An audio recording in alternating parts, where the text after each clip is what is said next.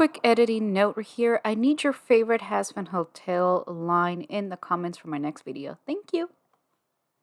Welcome back, my groovy ghouls. In continuation of my hyperfixation of Hazbin Hotel, I had written a script back in February ranking all the musical numbers in a personal preference. Then I listened to the music for 2 straight months on repeat. The script I was ready to record after my Cursed Cat Alistair video was completely useless.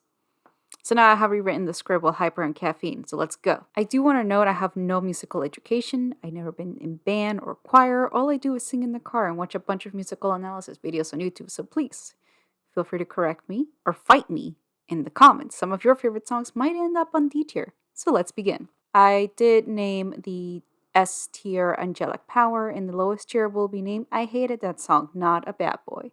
Episode 1, Happy Day in Hell and Hell is Forever. For Happy Day in Hell, I see it as the Bonjour song from Beauty and the Beast. It is a scene-setting song. In Beauty and the Beast, it is used to describe Belle, but in Hazbin Hotel, it is used to describe hell. I would consider this song an I Am song, which is a song characters sing to describe themselves. These are typically used for villains, like Gaston or Ratigan. However, Charlie is our Disney princess in hell. She should have an I Want song. For example, Part of Your World from Little Mermaid, but she doesn't. She's so confident in herself, she doesn't need to sing an I Want song. The song opens with I can do this, somehow I know it, I can get heaven behind my plan. It is not I want heaven to believe me.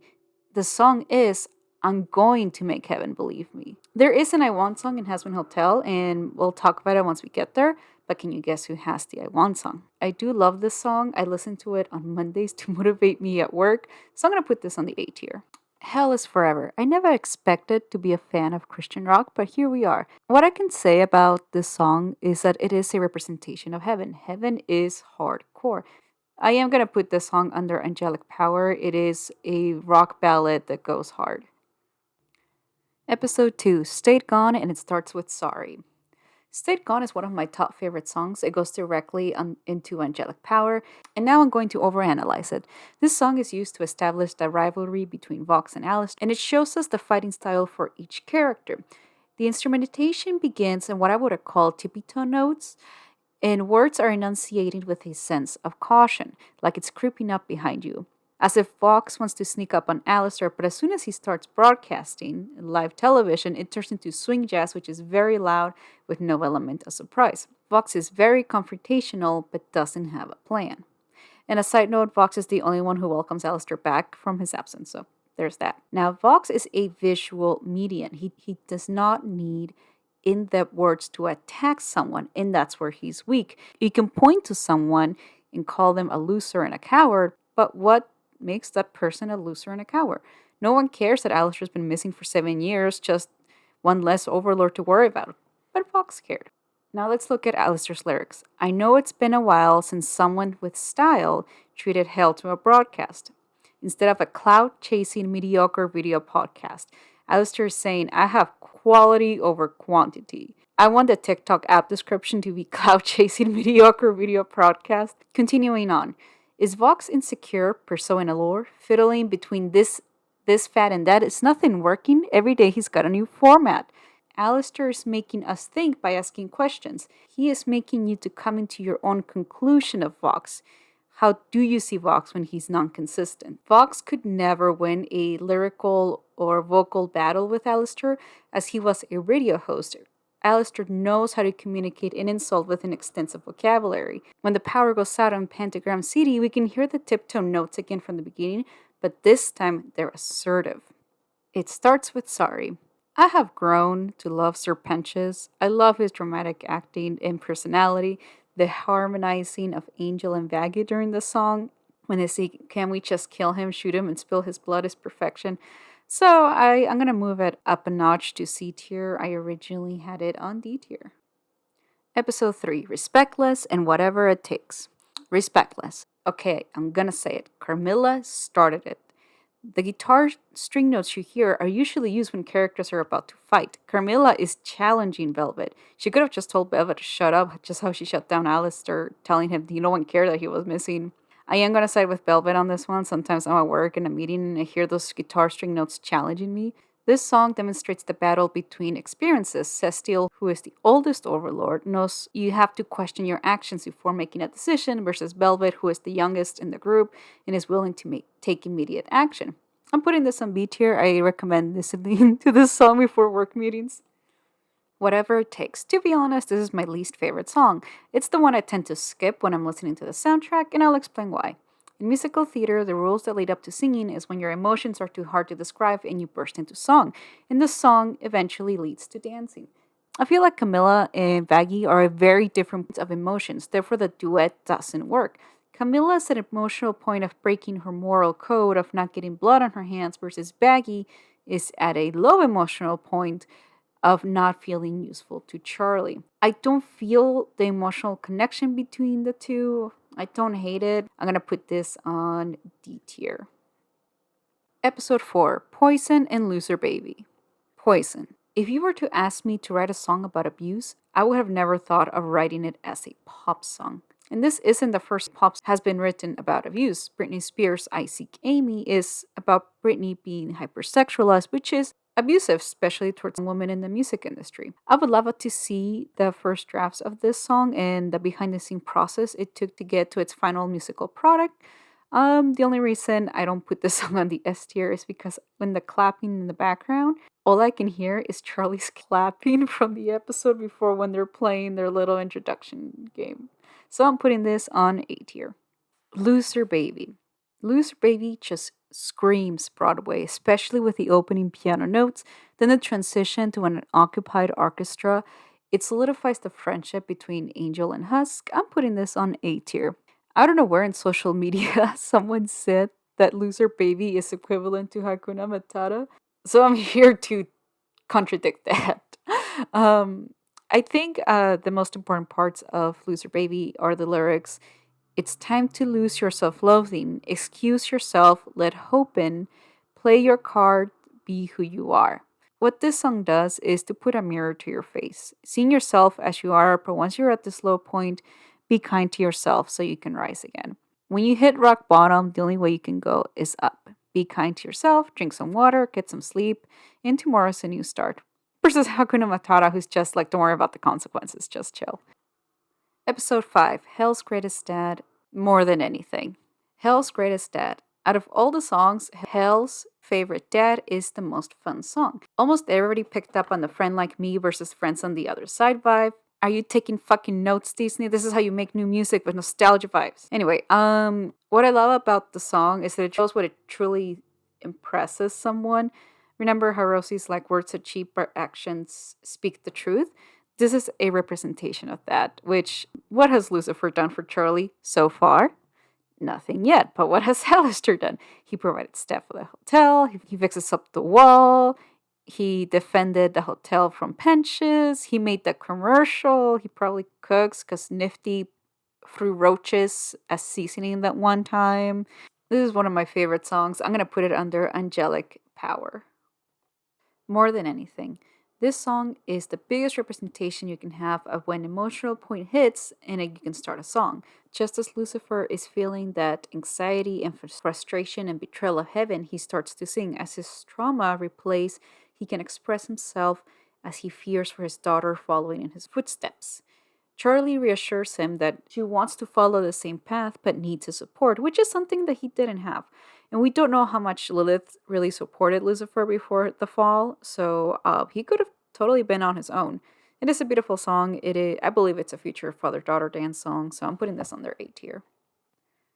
Episode 6, Welcome to Heaven, and You Didn't Know. Welcome to Heaven, straight to not a bad boy. If dictionary.com ever has videos for their definitions, this is definitely going under pop song. It makes sense that Heaven would have mall pop music. I used to work in the mall for many years, and this song definitely hits the vibe. I don't hate the song. It's cute. Fun song, just, not my vibe, but still cute. Gotta give credit to St. Peter. You Didn't Know. The opening vocals are sung by Emily are emotionally filled with kindness and sadness. Emily is truly reflecting on Angel's character. This helps Charlie step in and speak against Sarah, knowing an angel is seen through Heaven's hypocrisy. When Lute steps into the song, she breaks that empathy that was being built with a very hard rock note. which brings it back to hell is forever, and the rules are black and white, so there is no room for empathy. And then we get the epic drums at the line of, if hell is forever, then heaven must be a lie. And the instrumentals are sounding like a rebellion. As Charlie and Emily are singing in unity, Adam steps in to break up the unity by revealing that Vaggie's an angel. I really like this song, especially with heaven must be a lie line. So I'm going to put this under A tier. Episode 7, Out for Love and Ready for This. Out for Love. Okay, hear me out. This song is much better in the Latin Spanish version.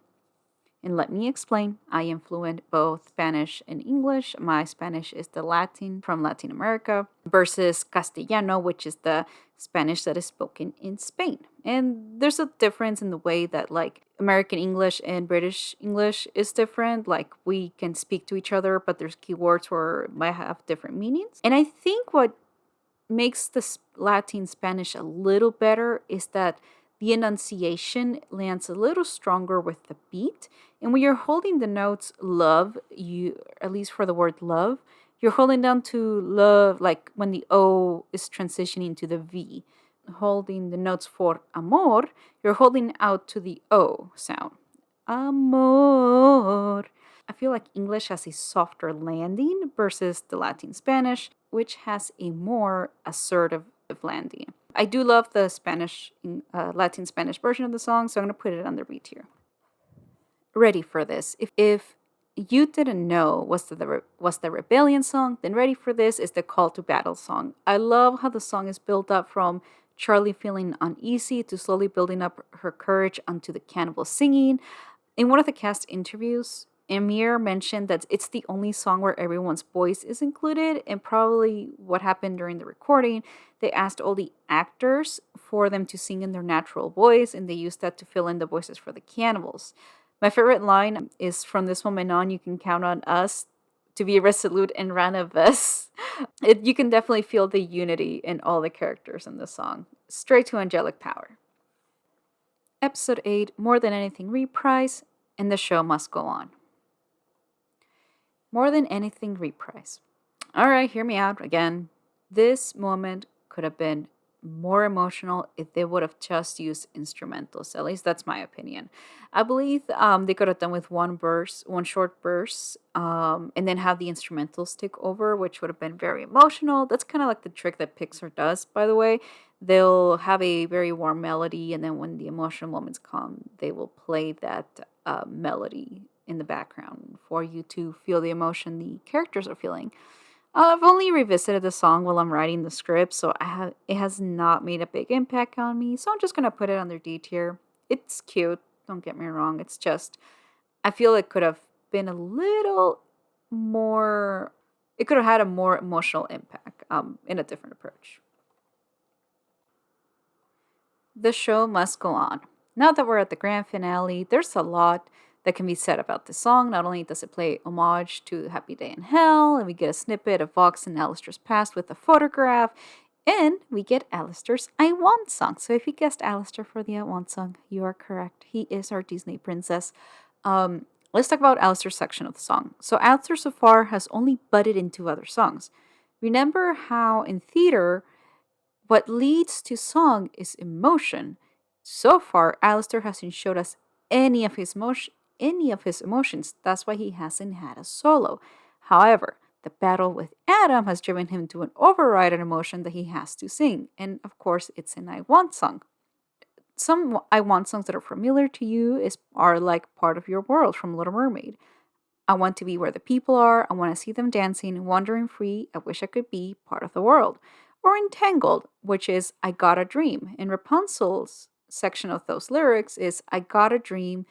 I'm gonna see the floating lanterns gleam. And with every passing hour, I'm so glad I left my tower. Now let's look at Alistair's lyrics. I'm hungry for freedom like never before. The constraints of my deal surely have a back door. Once I figure out how to unclip my wings, guess who would be pulling all the strings? I want freedom. I want a back door. Put a pink bow on his fuzzy little head and you'll get yourself a Disney princess. Now that we got Alistair out of the way, I want to talk about the whole song. In music, if you want to make a song sound fast, you have to add a small section where the music slows down, and then you go back into a faster tempo, and it feels like the song sped up. And I found the perfect example to relate to this song, which is We Don't Talk About Bruno. So in We Don't Talk About Bruno, the ant starts singing, which can relate to the same section where the whole group is singing to Charlie that they can rebuild the hotel. And then where the villagers are singing how Bruno has like essentially done them wrong by giving them their prophecies. And you can connect that to where Vox and Valentino are singing. And then we get the slowdown part, which is Isabella, and in this case it's Alistair. They both get a slow down part of the song. And then the song speeds up again, and everybody's singing in unison, which in both songs it's the family singing, and Hazbin Hotel it's all the characters singing the homage to a Happy Day in Hell. Enough of my rambling. I'm going to put this on A tier.